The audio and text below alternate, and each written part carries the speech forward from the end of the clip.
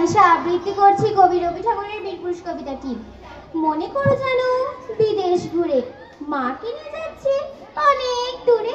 তুমি যাচ্ছ পালকিতে মাঝরে, দরজা দুটো একটুকু ফাঁক করে। আমি যাচ্ছি রান্নাঘরের পরে, টকবো গিয়ে তোমার পাশে পাশে। রাস্তা থেকে ঘোড়ার খুঁড়ে খুঁড়ে রাঙা ধুলোয় মেয়ে গুড়িয়ে আসে। সন্ধে হলো, সূর্য নামে পাঠে, এলেন যেন জোড়া দিঘির মাঠে। ধুধু করে যেদিক পানে চাই, কোনোখানেও জনমানব নাই। তুমি যেন আপন মনে তাই ভয় পেয়েছো, ভাবছো এলেন কথা। আমি বলছি ভয় করো না মাগো, ওই দেখা যায় মরা নদীর সোতা। চোর কাঠে মাঠ রয়েছে ঢেকে, মাঝখানেতে পথ গিয়েছে বেঁকে। গরু বাছুর নেই তো কোনোখানে, সন্ধে হতে গেছে গায়ের পানে।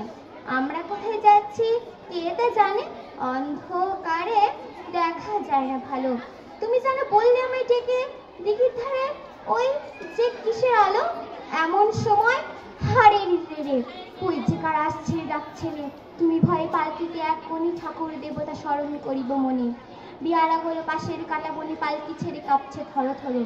তুমি যেন বলছো ডেকে দাঁড়া, খবরদার এক পা কাছে আসিস যদি আর। এ যে দেখ আমার তলোয়ার, টুকরো করে দেবো তোদের এসে। শুনে তারা লম্ফ দিয়ে ভয় চিৎকার করে বললো হারে রে রে রে। তুমি বললে যাসনি খোকা ওরে।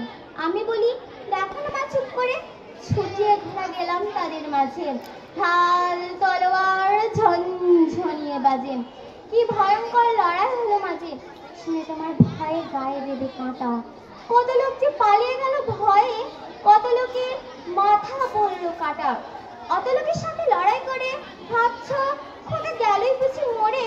আমি তখন রক্ত মেখে ঘেমে বলছি এসে লড়াই গেছে থেমে। তুমি শুনে পালকি থেকে নেমে চুমু খেয়ে নিচ্ছ আমায় কোলে। বলছো ভাগ্যিস খোকা সঙ্গে ছিল, কি দুর্দশায় হতো না হলে।